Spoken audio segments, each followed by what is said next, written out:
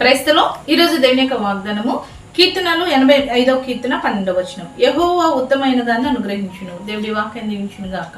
ఆమేన్. అవును, దేవుని యొక్క వాక్యం సెలవిస్తుంది. దేవుడు ఉత్తమమైనది దేవుడు మనకు అనుగ్రహిస్తాడంటే ఏది పడితే అది దేవుడు మనకి ఇవ్వడు. మనం అనుకుంటాం ఏదైనా పర్వాలేదు ప్రభా, ఇచ్చే ప్రభా, కార్యం జరిగించు ప్రభా అని మనం మొరపెడుతుంటాం. కానీ నీ జీవితంలో అది జరగట్లేదంటే నీకు ఏది పడితే అది ఇవ్వడం దేవుడి చిత్తం కాదండి, దేవుడి ఉద్దేశం కాదు. నీ బిడ్డలకి నువ్వు ఏది పడితే అది ఇస్తావా? శ్రేష్టమైనదే ఇస్తావు.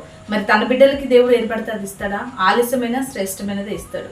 చాలాసార్లు నువ్వు అనుకుంటున్నావు కదా, నేను అడిగింది ఏది కూడా నేను పొందుకోలేకపోతున్నాను, ఈ రోజైనా పొందుకుంటానేమో, ఈ క్షణమైనా పొందుకుంటానేమో, ఈ సంవత్సరమైనా పొందుకుంటానేమో అని నీ జీవితంలో కొన్ని కార్యాలు పొందుకోలేని దాన్ని బట్టి నువ్వు కృంగిపోతున్నావా? అయితే దేవుడు నీకు ఉత్తమమైనది ఇవ్వాలని ఆలస్యం చేస్తున్నాడు. ఆయన ఏది ఇచ్చినా శ్రేష్టమైనదే ఇస్తాడు. ఆలస్యం వెనుక గొప్ప అద్భుతం దాగి ఉంది.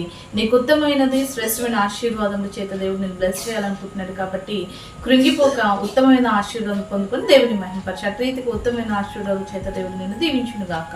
ఆమేన్. ప్రార్థన చేసుకుందామండి. సకల ఆశీర్వాదాల కారణభూతమైన మా ప్రియపరలోకి తండ్రి యొక్క ప్రార్థనలు ఇస్తున్న ప్రతి బిడ్డని జ్ఞాపకం చేసుకోండి. వారి జీవితంలో ఆలస్యం అవుతుంది, దానికి కారణం ఉత్తమమైనది నువ్వు ఇస్తావని, ఆ ఉత్తమమైన ఆశీర్వాదం పొందుకునే కొరకు నీ కొరకు కనిపెట్టుకునే కృప ప్రతి ఒక్కరికి దయచేయమని యేసు నామములో ప్రార్థిస్తున్నాం తండ్రి. ఆమేన్.